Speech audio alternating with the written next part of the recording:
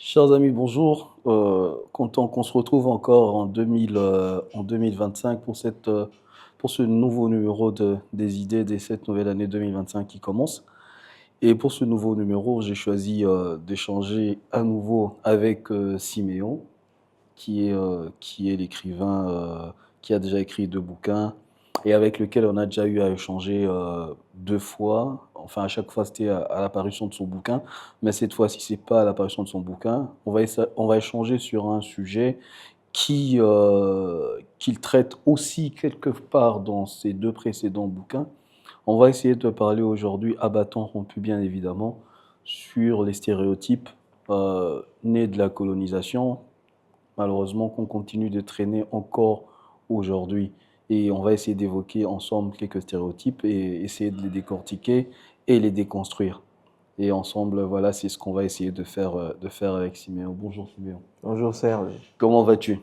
je vais bien et bonne année Merci, bonne année à toi aussi. 2025. 2025. Merci. Bonne année 2025. Je regardais une discussion entre des gens qui disaient, oui, mais attends, en fait, le fait que tout le monde commence à fêter le nouvel an à la date du 1er janvier, c'est parce qu'on a été victime de la domination pendant très longtemps, de la domination occidentale, notamment parce que c'est le calendrier grégorien qui fait que le nouvel an, c'est le 1er janvier.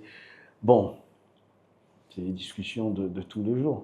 Oui, des discussions de tous les jours, mais après je pense que les discussions euh, devraient se concentrer sur l'essentiel. Je Ouais. pense que sur la question des dates, des fêtes, des calendriers, on risque de se perdre dans la périphérie des choses qui ne sont pas forcément essentielles. Les influences culturelles sont multiples. Les Européens en ont subi autant que les Africains en subissent, autant que les Russes ont pu en subir, autant que les Américains continuent d'en subir un peu partout. Mais l'essentiel, c'est que dans ce tourbillon d'influences réciproques, l'essentiel, c'est que chacun puisse trouver sa marque et puisse, dans une certaine mesure, impacter aussi les autres pour que ça ne soit pas de la domination, mais des interactions dynamiques entre les uns et les autres. Nous, on est Congolais, bien sûr, mais le seul calendrier qu'on a connu, c'est C'est celui-là. le grégorien. Je sais que les Éthiopiens en ont un de différent, les Russes en ont, les Les Chinois Afghans en ont. aussi, parce que je regardais les Afghans, et Et, les Afghans d'ailleurs, ils en ont deux ou trois. yeah. Je regardais dernièrement, en fonction de qu'on soit Pashtun ou autre chose. Et d'ailleurs, pour certains, en principe, en ce moment, ils seraient au mois de mars. Si on essaie de Mais remettre le ça dans renseignement le le... plus important que cette situation nous donne, c'est que, au fait, le temps, c'est une construction, en fait. Mais oui, C'est une construction, c'est une certaine façon de voir le monde, de voir les choses, et ça peut toujours changer. parce que tu parles de temps, tu parles du temps également dans ton premier bouquin et même Mm. dans ton deuxième bouquin.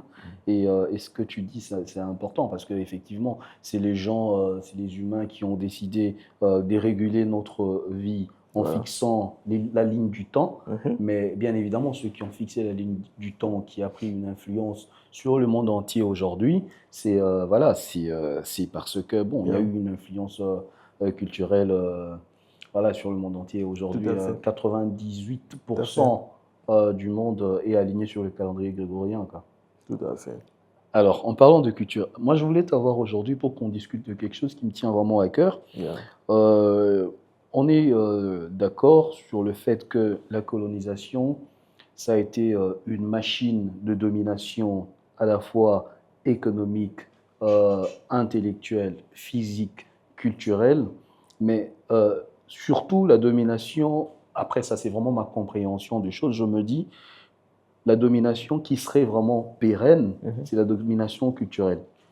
Lorsqu'on a dominé culturellement un peuple, ça veut dire qu'on a fait oublier à ce peuple-là les profondeurs même de ce qu'il est en tant que peuple. On a changé les fondements de ce qu'on est en tant que peuple et on nous a inculqué d'autres fondements en tant que peuple, au point où maintenant notre référence en tant qu'être humain, c'est dans le miroir du dominateur. Et la colonisation, comme tu le sais, a donné naissance à plusieurs stéréotypes. Parce que la machine, c'était la machine de la domination, la machine du rabaissement, parce qu'il fallait rabaisser l'autre. Tu ne domines pas quelqu'un si tu penses qu'il est ton égal. Donc il faut le rabaisser, il faut penser qu'il est moins que toi. Et dans ce processus de rabaissement, on a eu affaire à plusieurs stéréotypes. Il y a plusieurs stéréotypes qui ont vu le jour dans le processus colonial et qui malheureusement continuent à persister aujourd'hui. Toi et moi avons le même âge, 32 ans.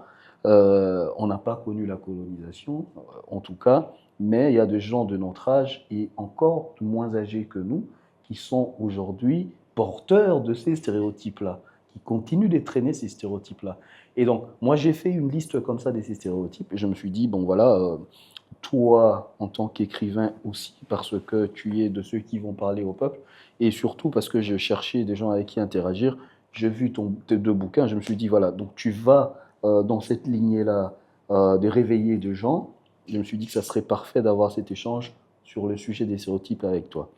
Et Si donc, tu permets oui, pour oui, vas-y, je t'en les prie. stéréotypes, je pense que c'est important d'en parler parce que on parle de la colonisation, bien sûr, comme d'un fait historique circonscrit dans le temps, Ouais.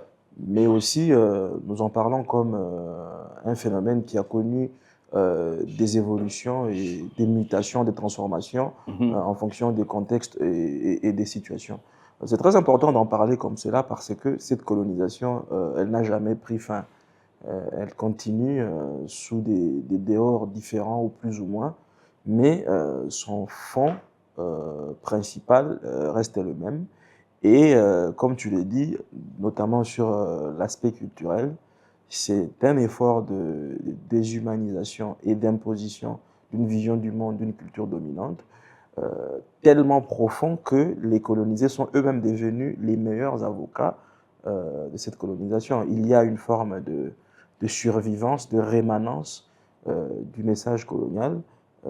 Il y a une certaine vérité sociale qui s'affirme, non pas maintenant par le fait du colon ou du néocolon, mais par le fait du colonisé ou du nouveau colonisé qui se fait l'avocat de la vérité coloniale. Aujourd'hui, c'est le 4 janvier.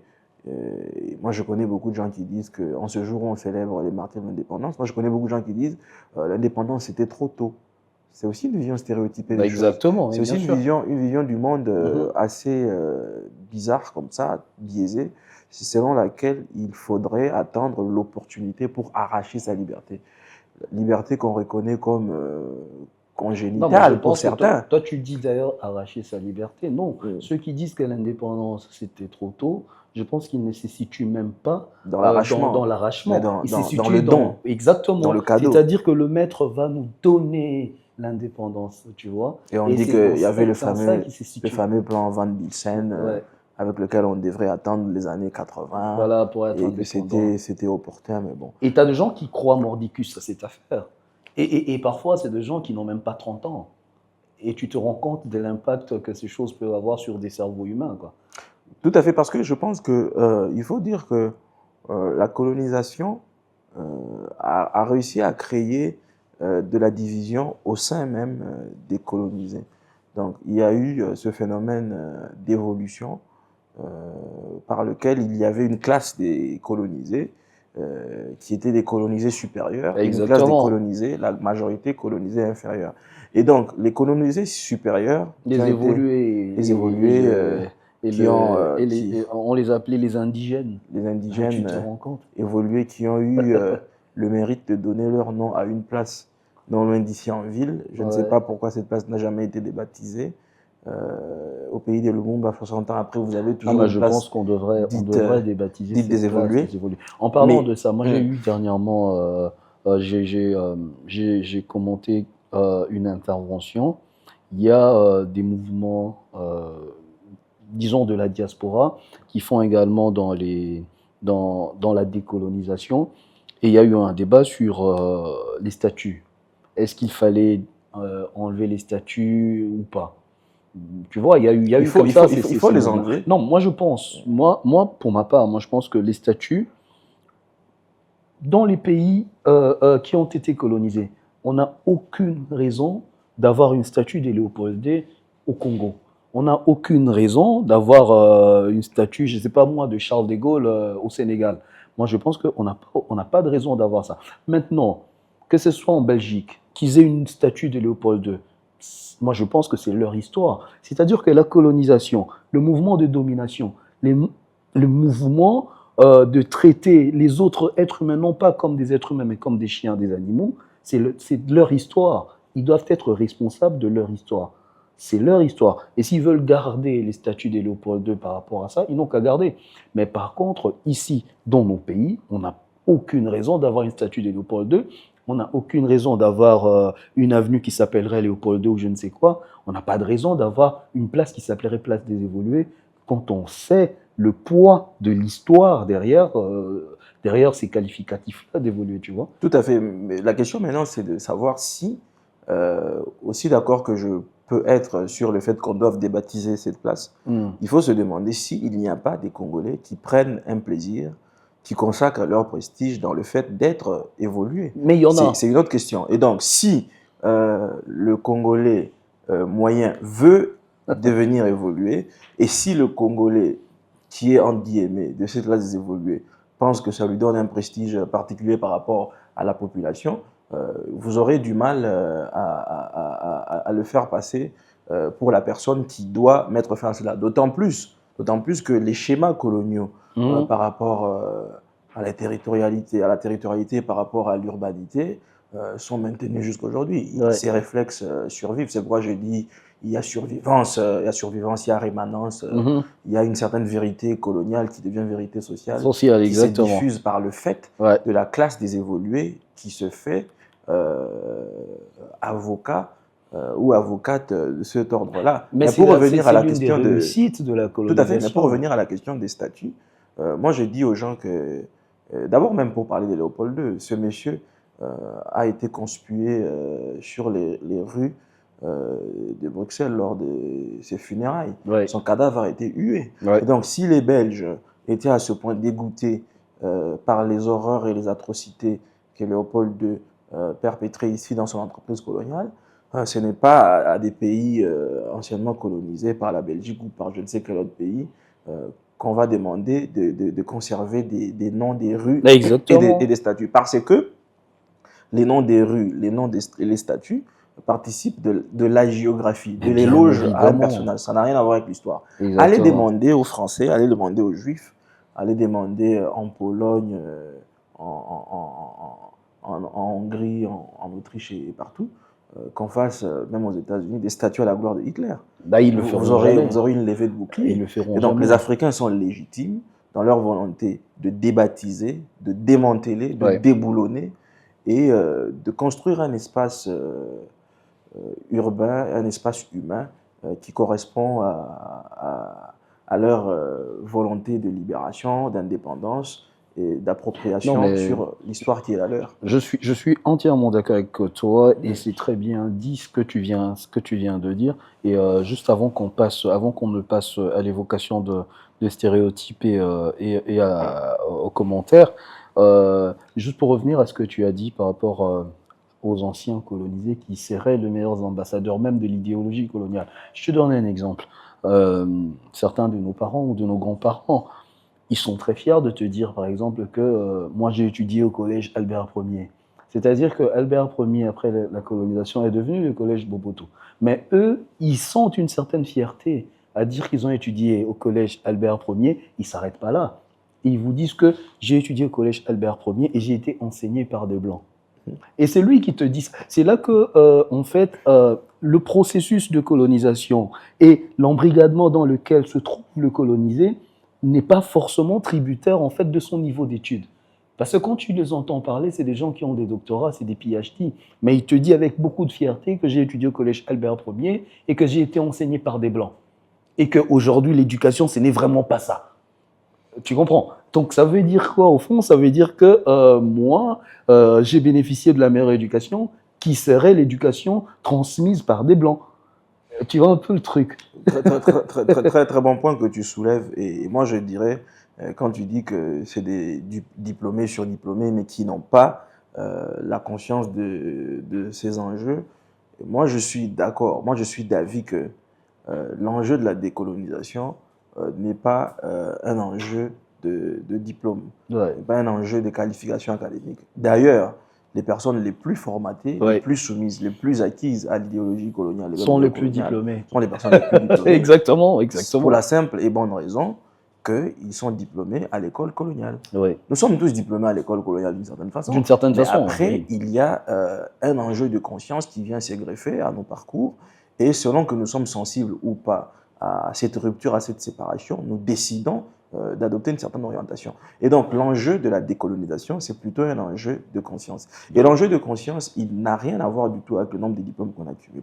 L'enjeu de conscience, il a tout à voir avec la capacité qu'on a à prendre conscience de son environnement, de son moment, de son temps, de son époque, et d'être à la hauteur de son temps pour formuler les solutions qui s'imposent. C'est pourquoi Fanon a dit qu'il appartient à toute génération, dans une relative Relative opacité, opacité, ouais. de cerner, de comprendre sa mission, afin ouais. de la servir Ouais. Ou et de la non, trahir. ou de la trahir. Voilà. Et donc, c'est vraiment un enjeu de conscience. Et moi, je pense que cet enjeu de conscience doit être mis en avant, mais pas dans les murs de l'école coloniale.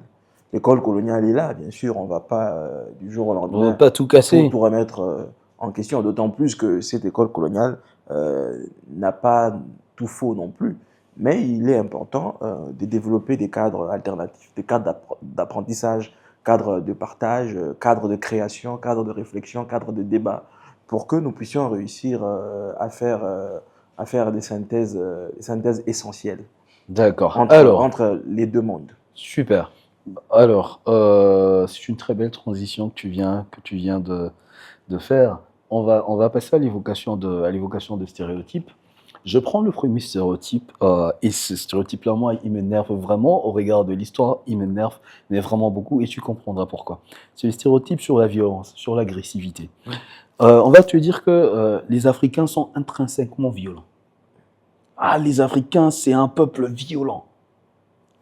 C'est un stéréotype.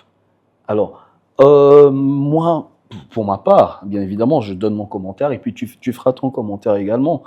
On ne peut pas nous dire aujourd'hui que l'Africain, c'est un peuple intrinsèquement violent. Il est violent de par sa nature. Alors que lorsqu'on regarde l'histoire de l'humanité, les plus grandes guerres, les guerres les plus violentes, les horreurs le plus inimaginable de l'humanité n'ont pas été commises par les Africains. Yeah. Plus récemment, la Shoah, ceux qui ont mis les Juifs dans les chambres à gaz, ce n'étaient pas les Africains. Au contraire, les Africains ont fait partie de gens qui sont partis se battre pour libérer justement ces Juifs-là qui étaient enfermés dans des chambres à gaz. Et donc, aujourd'hui, qu'on vienne dire que les Africains sont les plus violents, tu vois, en fait, ça contribue à ces stéréotypes-là pour montrer aux Africains qu'ils sont inférieurs et qu'ils devaient justement s'adapter à une meilleure culture qui serait la culture supérieure de leur culture. Et en ça, justement, pour ceux qui ont lu, toi tu l'as lu, mais pour ceux qui ont lu également le discours sur le colonialisme de Aimé Césaire, qui est un très très bon bouquin, et on comprend d'ailleurs pourquoi en France, Bayrou, l'actuel Premier ministre, l'avait enlevé du programme d'enseignement en France, parce que c'est un livre qui dit des vérités, mais avec la cruauté de mots et dans la langue française en plus. C'est-à-dire qu'on comprend pourquoi on a enlevé ça. Donc, à propos de la violence, Yeah. quel est ton commentaire à propos des stéréotypes selon lesquels les Africains seraient le plus violents de l'humanité, alors que l'histoire de l'humanité montre au contraire nous ne sommes pas le peuple le plus violent. Si on remonte à des guerres anciennes, à l'époque de grands empires, tout ce que tu veux, et même jusqu'aux guerres modernes, les Africains ne sont pas ceux qu'on devrait classer comme les plus violents. Je pense que c'est un sujet important. Mhm. Et encore une fois, ce sont des théories qui ont été savamment instillées Mhm. au point où l'Africain moyen s'en fait aujourd'hui le porte-parole, le porte-voix. Mais encore une fois, ça pose la question du récit et du contrôle du narratif. Exactement. C'est le vainqueur qui Tu en raconte. parles pour nos auditeurs, enfin pour ceux qui nous regardent, il en parle dans son deuxième bouquin, dans Quête de sens. Achetez le bouquin et vous allez adorer. C'est une pépite, ces livres. Yeah. Donc, merci du compliment et de la pub gratuite. Et donc, Ah ouais. c'est une question de contrôle. Les idées sont gratuites, Tout à même fait. si ça vaut de l'or. même si ça vaut de l'or. Donc, c'est une question de narratif, de récit, et parce que la vérité historique est telle qu'on la connaît. Oui. On ne va pas non plus dire que la violence est géographique, c'est-à-dire qu'il y a un instinct pour la violence. Il y a des comportements violents, mais ces comportements violents ne sont pas l'apanage d'un groupe ethnique, social ou d'une géographie particulière. Par contre, dans les faits, évidemment, quand on regarde l'histoire de l'humanité, il est évident, il est établi que le continent dans lequel le sang a le plus coulé, c'est le continent européen. Et donc, il n'y a pas à faire croire que la violence serait foncièrement naturelle aux Africains. Mais une fois de plus, comment nous réagissons par rapport à ce stéréotype? Est-ce que nous nous limitons à en faire la comptabilité ou bien nous investissons un espace dans nos récits, dans nos productions intellectuelles, dans nos productions sociales, dans nos proverbes, dans nos dictons, dans nos chansons? Est-ce que nous investissons un espace pour déconstruire ce genre de choses? Il y a beaucoup de tendresse dans les rapports humains en Afrique. Il y a beaucoup de bonté. Il y a beaucoup de savoir-faire, il y a beaucoup de savoir-être, il y a beaucoup de savoir-vivre. Et il y a beaucoup d'élan vers la vie en communauté. Ouais. Et ce sont des choses qui sont totalement à l'opposé de certains comportements individualistes qu'on peut remarquer ailleurs. Les Africains ne veulent pas s'en prévaloir outre mesure, mais ça peut aussi permettre d'ouvrir un espace d'élaboration d'une pensée qui pourrait mettre le doigt sur toute la bonté humaine qui se déploie de ce côté-ci. Après, aujourd'hui, si on continue de parler de violence, il faut aussi accepter que cette violence, elle a plusieurs manières de se manifester. Il y a des violences insidieuses, il y a des politiques froidement imposées à des peuples, à des nations, qui participent de la violence sans forcément qu'il y ait des troupes au sol, sans forcément qu'il y ait des bombes qui sont larguées, mais tout cela participe de la violence. Et sur le plan économique, sur le plan commercial, les ajustements structurels, le plan d'ajustement structurel sur le plan culturel, ouais. Et ainsi de suite. Et donc, il va être surtout question pour ces Africains de mettre en place des nouveaux discours pour tout à fait conjurer tous ces mots-là que l'on nous prête. Et encore une fois, comme je dis, c'est surtout les Africains aussi qui perpétuent ces stéréotypes. Léopold Sédar Senghor s'est permis de raconter que la raison l'émotion était nègre. C'est un non-sens extraordinaire. Après, il a essayé d'expliquer qu'il ne voulait pas abaisser l'homme noir et ainsi de suite. Mais dans le fond, l'impression qu'on a eue et le ressenti qu'on a par rapport à cette déclaration, c'est que il y aurait deux ordres d'humanité, ouais, et que cet ordre n'accéderait à la vie que par l'émotion. Et l'émotion implique la violence, la tristesse, le mal-être, et ainsi de suite, pendant que l'autre serait dans une froideur rationnelle, implacable, pour atteindre les succès. Mais le problème, c'est que c'est tout le problème de la situation. Tu as en 2024 les gens qui peut-être ne connaissent de Senghor que cette citation-là et qui l'utilisent à chaque fois qu'ils ne sont pas d'accord avec un certain comportement, une certaine façon d'agir de peuple d'Afrique. Ils vont dire, ah oui, ils vont te sortir cette citation de Senghor comme quoi l'émotion serait nègre et que la raison serait Hélène, malheureusement. Donc l'explication des Senghor qui s'en est suivie, personne n'a suivi cette explication-là. Et donc on a juste pris cette partie de ce que Senghor a dit, et voilà ce que ça donnait. Donc il est important, effectivement, je suis très d'accord avec toi, de revoir, de rentrer dans le récit, justement, le contrôle du récit. Les peuples africains devraient contrôler leur récit. Mais bon, après ça passe dans ce que nous sommes en train de faire aujourd'hui, toi et moi. Mais après, nous, c'est vraiment à une échelle très, très, très minime. Mais après, on s'en plaint pas non plus. Le plus important, c'est de faire notre part du boulot, notre part du travail. Et voilà, à d'autres échelles, les gouvernements d'Afrique et même d'autres d'autres pays amis aussi de l'Afrique qui sont d'accord sur le fait qu'il existe une humanité et que tout le peuple devrait accéder à cette humanité-là sans distinction de race et des couleurs de peau, au-delà même des objectifs poursuivis par le capitalisme mondial. Voilà, Yeah. il faut qu'on s'entraide dans ce sens-là. Deuxième stéréotype, ça aussi c'est quand même un stéréotype qui me fait rire. Enfin, moi, les sentiments que j'ai avec les stéréotypes, euh, à la fois ça me fait rire et à la fois ça m'énerve. En fait, ça me révolte. Pourquoi ça me révolte surtout? C'est que je ne comprends pas voilà, que des gens qui n'ont jamais connu vraiment la colonisation continuent de traîner ces stéréotypes jusque, voilà, là, on est en 2025, 21e siècle, mais tu verras que les gens qui n'ont jamais connu la colonisation continuent de traîner ces stéréotypes-là.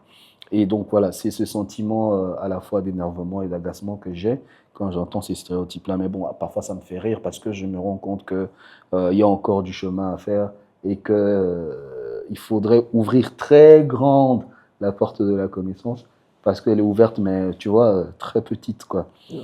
Donc, alors, c'est les stéréotypes concernant la culture. Yeah. Tu entends ça. Ah, le peuple d'Afrique, les Africains sont des gens sans culture. Tu vois, les Africains sont des gens sans culture. Et donc, je te fais rire. C'est quoi être cultivé? Exactement. C'est avoir lu Alors, tous les volumes de Son Altesse Sérénissime. non, mais au-delà de ça, il y a un truc, moi, qui me barre toujours, enfin, je parle comme des jeunes, qui m'énerve toujours, c'est comment se tenir à table. Ok. Tu vois cette affaire de tiens-toi bien à table. L'étiquette. Tu vois, c'est-à-dire que tu dois bien te tenir à table, ça veut dire que tu dois tenir ta fourchette avec ta main gauche, ton couteau avec ta main droite, et ça ne suffit pas. C'est-à-dire que tu dois avoir une certaine façon tu vois, de prendre avec tes doigts la fourchette et le couteau. Tu vois un peu ça? Et donc, lorsque tu n'arrives pas à faire ça, on dit que non, mais attends, t'es pas cultivé. Et pire encore, on dit que t'es villageois. Tu vois un peu cette affaire-là. Et donc, aujourd'hui, on a l'impression que si tu sais te tenir à table, et te tenir à table, ça veut dire que tu te tiens à table comme le maître colon voulait que tu te tiennes à table. Et aujourd'hui, ce que les gens de notre génération ne savent peut-être pas, c'est que ça faisait partie des conditions pour accéder au statut de l'évolué. Bien sûr. Tu devais savoir manger comme le maître blanc. Tu vois un peu. Et donc, tu vois, j'évoque juste un seul aspect de cet aspect culturel, mais voilà, je te laisse aussi évoquer d'autres aspects et puis en faire des commentaires. Je pense que certaines choses deviennent de plus en plus problématiques du fait de la place qu'on décide de leur accorder. Moi, je pense qu'il faut se révolter. Se révolter Ouais. et revendiquer Mhm. sa volonté de rester authentique. Ouais. Je fréquente pas mal de restaurants dans la ville. Mhm. Je t'assure que la plupart du temps, les menus ne me disent pas grand-chose. Ouais.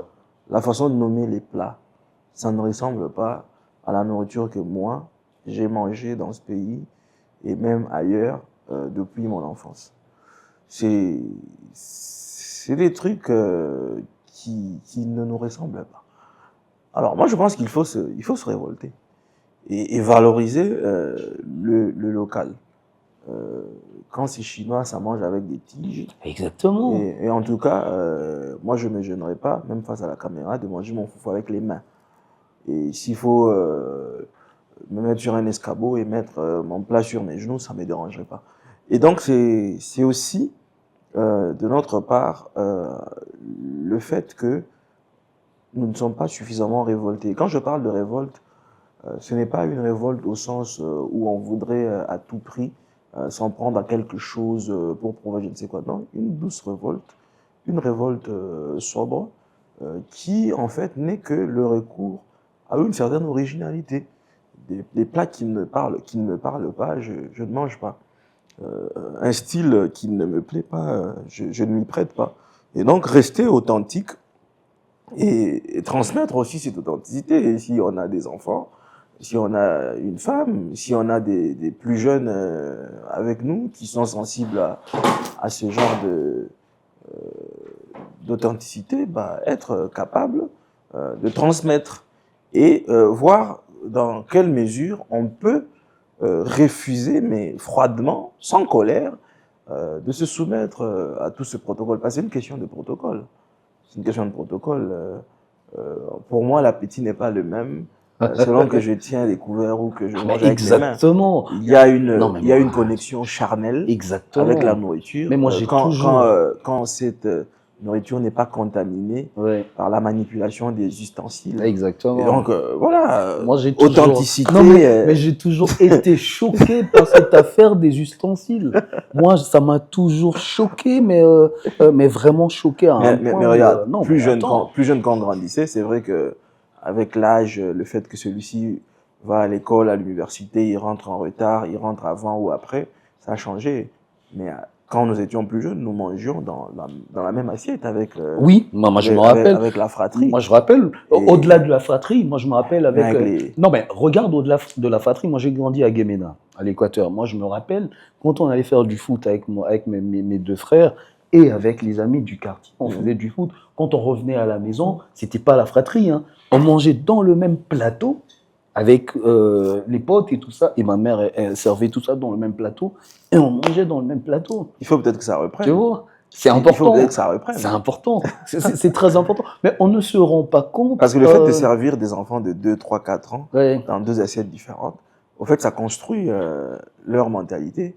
Et d'autant plus que si la maison est grande et qu'ils Ouais. ont chacun leur chambre, Leur à chambre, 6, 7 ans, exactement. ça contribue à l'individualisme et ainsi de suite. Mais c'est des Exactement. questions culturelles pour lesquelles on ne va pas aussi forcément attendre les gouvernants, mais pour lesquelles les individus, les personnes qui peuvent parler, qui ont de l'influence, Ah ben, ils peuvent devaient le faire. se mettre sur le devant de la scène et mettre le doigt sur toutes ces questions qui sont ignorées, mais qui, d'une certaine manière, restent fondamentales c'est que dans la les gens- construction de l'homme Exactement. et de la femme. Mais ce qu'on ne comprend pas, je ne sais pas si les gens ne comprennent pas cela, mais je préfère euh, laisser le bénéfice du doute aux gens, mais dire plutôt ce que je ne comprends pas.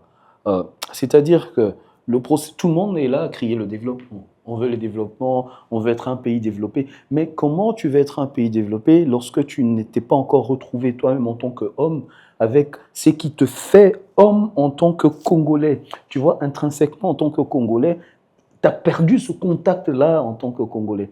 C'est-à-dire que même dans la mystique de l'être, tu ne t'identifies plus comme Congolais.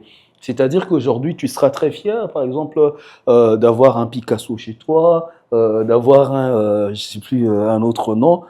Tu vois, encore une fois, on nous a appris tout ça à l'école. On nous a jamais appris les masques Pende, les masques Kuba, les masques Luba. Et même si on nous a appris ça, ça faisait pas. Le prof, il traînait pas sur ces matières-là, hein. Il passait très, très, très, très vite. Par contre, on t'apprenait Picasso, on t'apprenait tous ces grands peintres occidentaux, parce que ça voudrait dire que tu devenais un homme cultivé lorsque tu accédais à la connaissance de grands tableaux, de grands peintres. Tu vois un peu?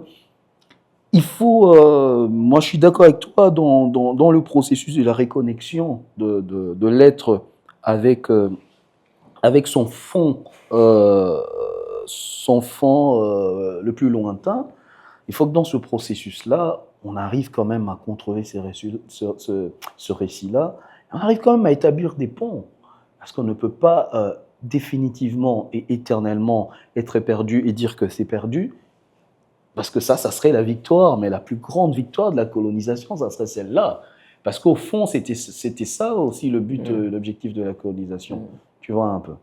Mais j'aime beaucoup quand tu fais allusion à la mystique de l'être.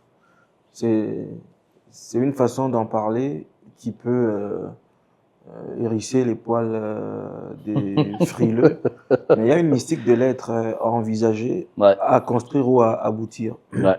Aujourd'hui, il y a une certaine mystique de l'être qui est en train de prendre forme en RDC, mais c'est une mystique de l'être qui se construit dans le versant négatif de l'expérience collective. Capitale mondiale du viol, pays sous-développés, pays en guerre, et ainsi de suite. Ce sont des réalités qu'il ne faut pas nier. Mais après, cette mystique de l'être doit intégrer les éléments de la puissance pour faire l'équilibre entre ce qui ne va pas et ce qui va, et voir comment ce qui va, ou ce qui doit aller, ou ce qui va mieux aller demain va prédominer. Et donc, il y a une mystique de l'être à construire, et cette mystique de l'être, elle doit impliquer un certain nombre d'acteurs. Et pour que ces acteurs soient impliqués, il faut qu'ils en prennent conscience.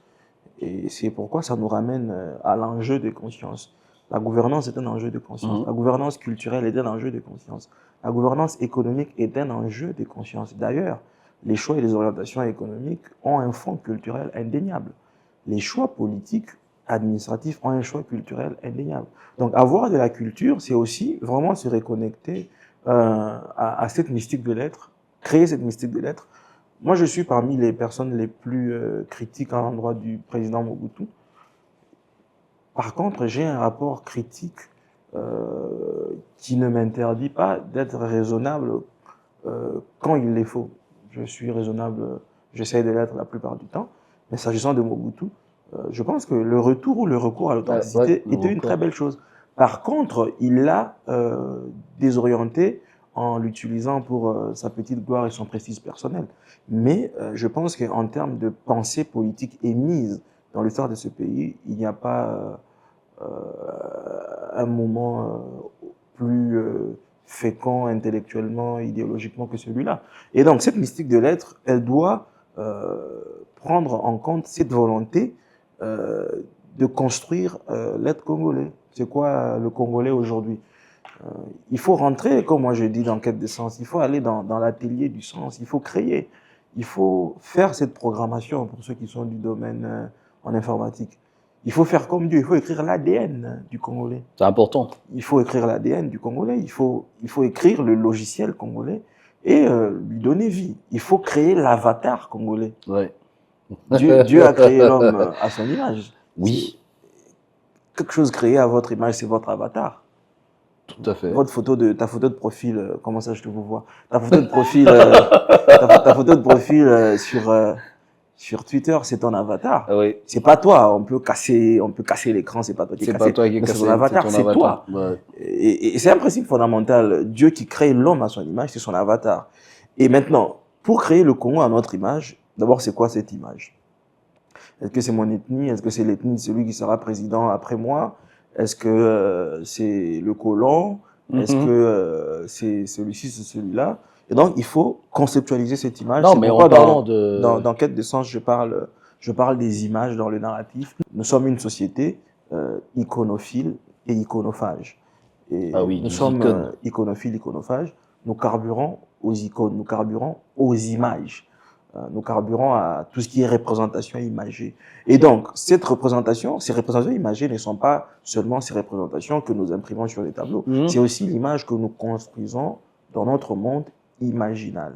Et donc, quand nous avons construit cette image, avec la culture, avec la musique, avec les intellectuels, avec les philosophes, avec les poètes, avec les cinéastes, ainsi de suite, nous arrivons maintenant au point où nous devons imprimer cela dans l'être et dans les choses qu'on définit comme congolais, et la mystique de l'être sera aboutie. Non, mais en parlant d'image, il y a encore une autre construction coloniale qui a du mal encore à être éteinte aujourd'hui, justement, c'est la représentation du beau, par exemple. Aujourd'hui, moi, je raconte toujours cette histoire, et je t'ai raconté ça tellement de fois. Devant mon travail, il y a un jeune homme qui n'a même pas 15 ans. Ça veut dire que ce petit-là, à la limite, ses parents n'ont même pas connu la colonisation, parce qu'il n'a même pas 15 ans. Et c'est un petit qui fait son cirage et tout ça. Et moi, tous les matins, je viens avant d'arriver au boulot, je m'arrête, il me fait mon cirage, et voilà, mes chaussures sont nickel, et je rentre au boulot. Et je fais ça systématiquement tous les matins. Quand je viens, il est toujours là, c'est la même personne. Dans ma tête, je me dis, bon, voilà, c'est un jeune homme qui se débrouille. Moi, je l'aide en faisant cela. Parce que je sais faire du cirage, moi. Tu vois, parce que quand on était gosse, quand on était gosse, papa, avant de sortir, c'est toi, voilà, exactement. Et s'il y a un frère qui cire mieux, il cire pour tout le monde. Voilà, il cire pour tout le monde. Quand tu vas acheter du pain et exactement, la répartition des tâches, encore une fois, dans la famille. Non, mais nous, on a lavé les assiettes. Je dis pas ça comme un mérite particulier. Non, mais c'est une répartition des tâches. Tous ces stéréotypes d'après quoi les garçons ne travaillent pas. Non, c'est n'importe quoi. Ça fait partie des stéréotypes, encore une fois, mais on parlera de ce stéréotype-là prochainement. Je termine mon histoire en parlant des images et de la représentation qu'on a hérité du système colonial par rapport au beau, au meilleur, à l'intelligent. Je fais ça. Moi, dans ma tête, j'aide le petit. Et un jour, il me sort un truc, moi, qui m'a toujours choqué, à la limite traumatisé.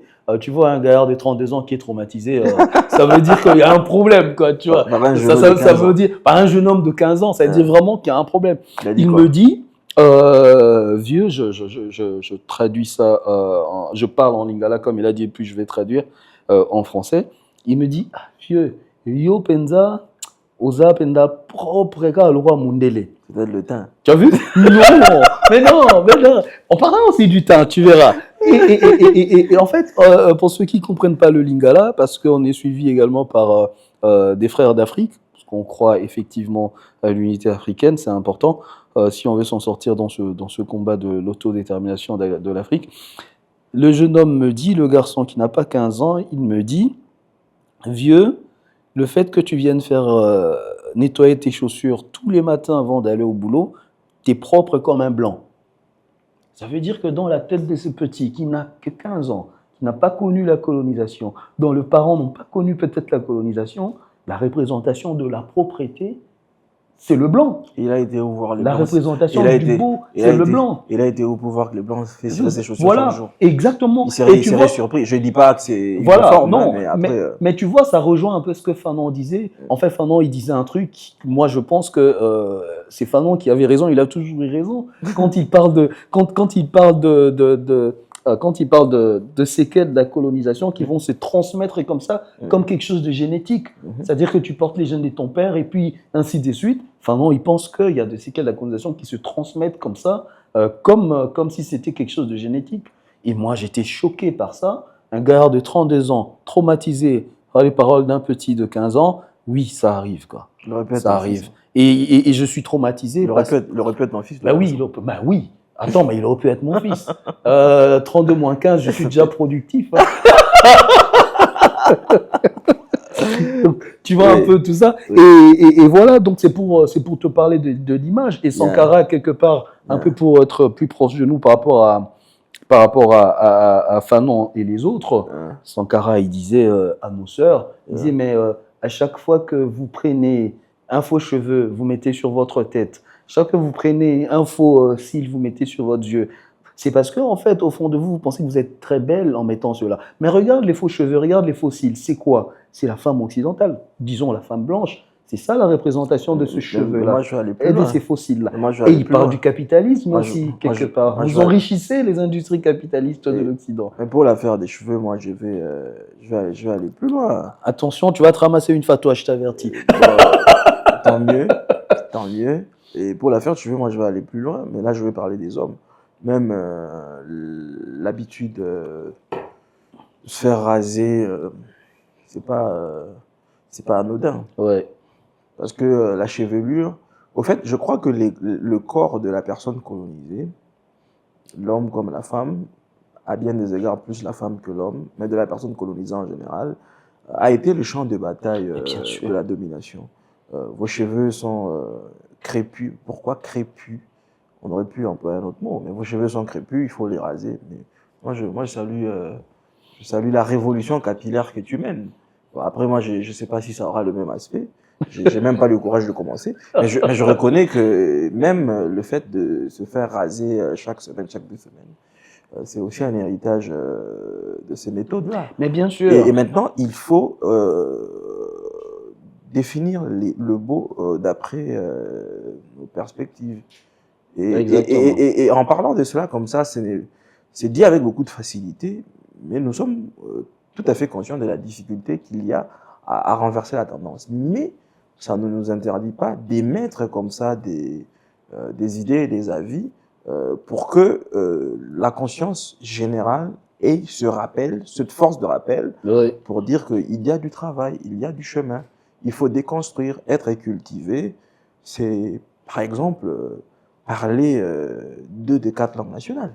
Je peux ne pas avoir lu les grands classiques des littératures, mais quand je parle des 4 langues nationales, dans un pays de 100 millions ou 110 millions d'habitants, ça implique quoi? Que je peux converser avec le 1 tiers ou le 2 quarts de cette population, mais en parlant leur langue, je connais leurs proverbes, je connais les maximes, je connais un peu l'histoire, et ainsi de suite. Et donc, il y a cette communion émotionnelle, culturelle, à travers les mots et à travers les expressions. C'est avoir de la culture. Non, mais C'est exactement. de la culture. Et donc, j'ai proposé dans mon premier livre d'ailleurs, surtout pour notre pays qui est de temps en temps menacé par toutes ces revendications ethno-tribales, même claniques.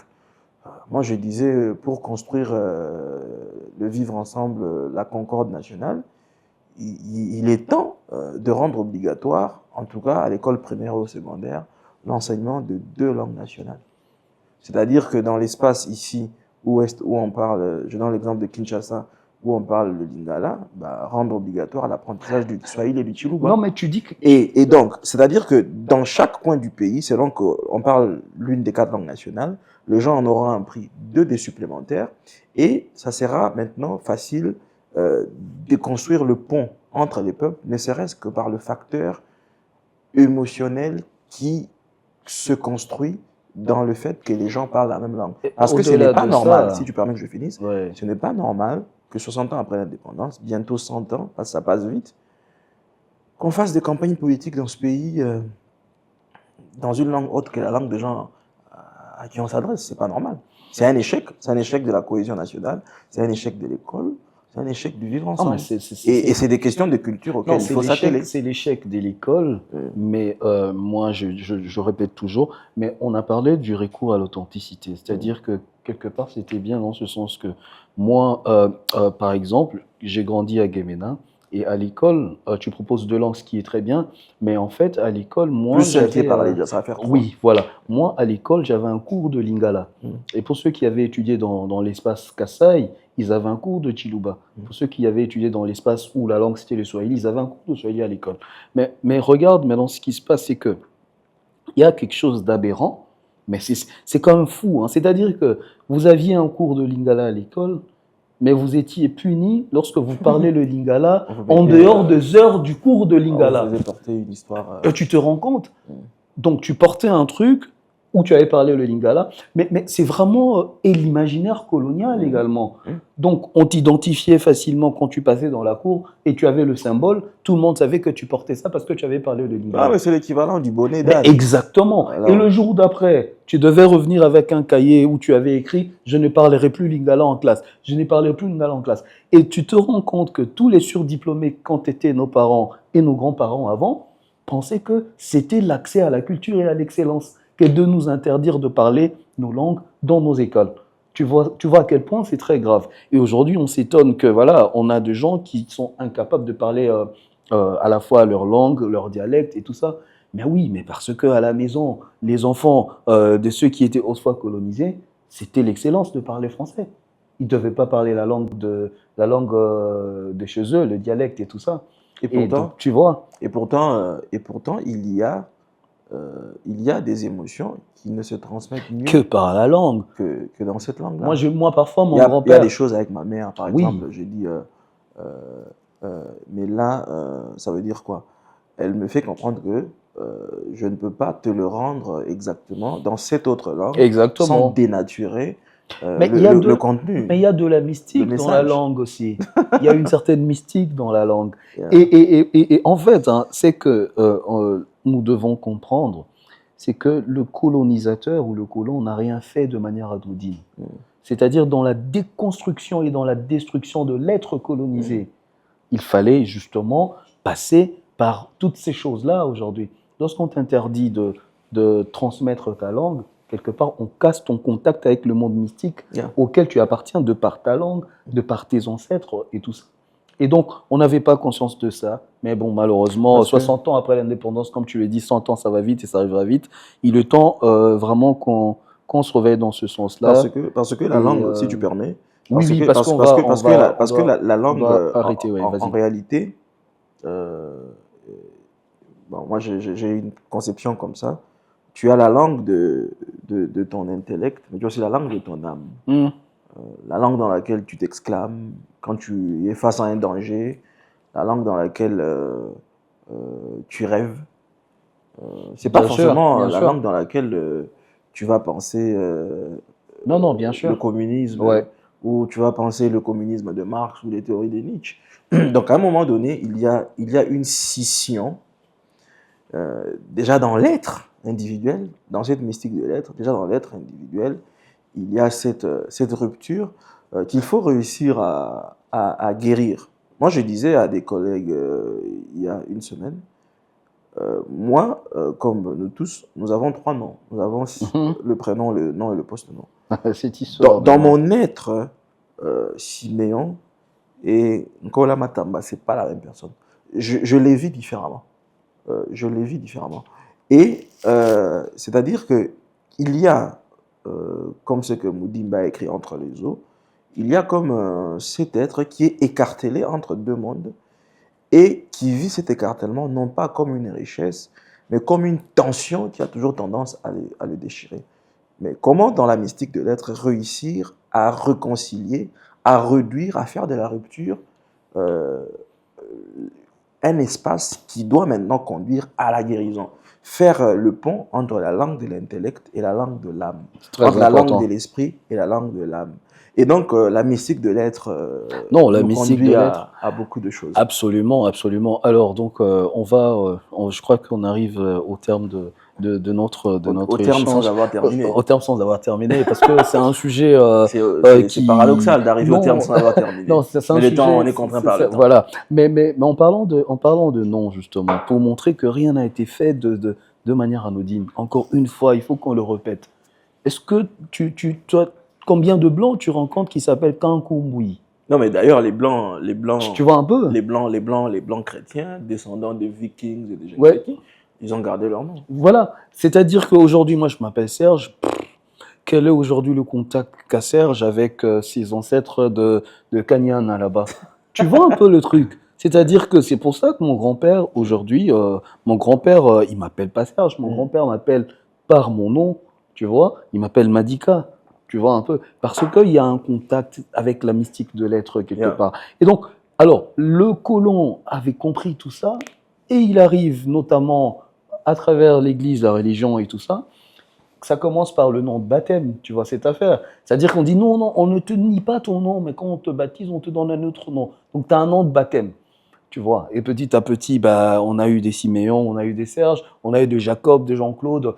Mais qu'est-ce que tu as qu'est-ce que tu as à être appelé Jean-Claude alors que tes ancêtres, ils s'appelaient pas Jean-Claude, ils s'appelaient Kalala ou Bokechu, enfin, pas le mauvais. Voilà, tu vois un peu. Alors, pour finir, écoute, ce sujet, il est vaste.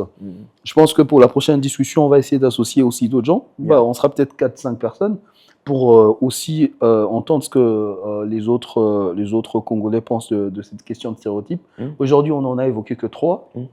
Il y en a beaucoup. J'ai fait une liste d'à peu près 40 stéréotypes. Wow. Donc, on va continuer de parler des stéréotypes encore et encore. Parce que le but, vraiment, c'est de déconstruire tout cela. C'est une reprise de conscience. C'est de faire comprendre à nos compatriotes, c'est de faire comprendre aux Africains de manière générale qu'on n'arrivera jamais au développement s'il n'y a pas cette reconnexion avec l'être. Tu vois, l'être, nous, notre propre être. Du moment qu'on n'a pas cette réconnexion avec l'être, on n'arrivera jamais au développement. Et ça doit être tenu pour dit. Peu importe les richesses qu'on va produire, peu importe tout ce qu'on va produire comme minerai ou quoi, on n'arrivera jamais au développement. Donc, ton mot de la fin par rapport à cette première partie, parce qu'il y aura une deuxième partie, on va associer d'autres amis. Qu'est-ce que tu dirais? C'est-à-dire, qu'est-ce que tu proposes comme piste de solution? Comment on sort de cet emprisonnement, de cet embrigadement? Parce qu'à un moment, il faut, comme tu aimes dire, il faut lâcher le chevaux, quoi.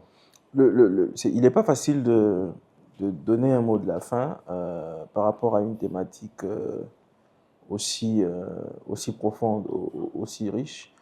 D'autant plus que je ne suis pas un adepte de recettes toutes faites et des solutions simples. Ce que je peux dire, c'est que la guérison commence par la prise de conscience de sa maladie. Ouais. Plus on sera conscient de la situation, plus on sera porté à imaginer des solutions ensemble. Et donc, moi, j'encourage ceux qui nous suivent à utiliser leurs pensées pour remettre en question ce qui mérite d'être remis en question. On ne va pas aller jusqu'à demander aux gens de remettre en question leur être tout entier, après libre à eux, mais On parle d'une remise en question sur les choses essentielles, sur la façon dont nous vivons, sur le monde dans lequel nous sommes, sur la marche de la société, pourquoi pas sur la marche du pays. Et ça serait, par exemple, de faire comprendre à Serge que, écoute, Serge, tes enfants, tu ne devrais pas les appeler Jacob ou Jean-Claude. Tu vois ce que je veux dire? En tout cas, je crois qu'à ce niveau-ci, au point où nous sommes rendus, de plus en plus de jeunes de notre génération comprennent Ouais, l'intérêt de ne plus nommer leurs enfants d'après euh, le répertoire des noms exactement. occidentaux. Ouais. Et donc, c'est des prises de conscience comme ça, des bribes de lumière Mhm. qui transpercent l'obscurité de la nuit et qui permettent d'entrevoir que dans un futur pas très lointain, tout cela formera euh, des grands faisceaux de lumière pour réveiller le génie qui sommeille En au chacun de plus nous. profond de notre être et de Merci notre beaucoup. peuple. Merci beaucoup, Siméon. Je t'en prie. Merci à vous, chers amis, de nous avoir suivis pour ce numéro des idées. Voilà. Donc, pour la deuxième partie justement sur ce sujet, on va revenir avec Siméon, avec d'autres amis. Ceux qui veulent participer à ce numéro, vous savez où nous contacter. On mettra le numéro de téléphone. Vous avez le compte Twitter également. Écrivez-nous et puis pour le prochain numéro, donc la deuxième partie sur ce sujet, nous serons contents d'agrandir justement la table et pour avoir plus d'invités. Que Dieu nous garde et que les ancêtres nous gardent. Bye bye. Bye. Thank you.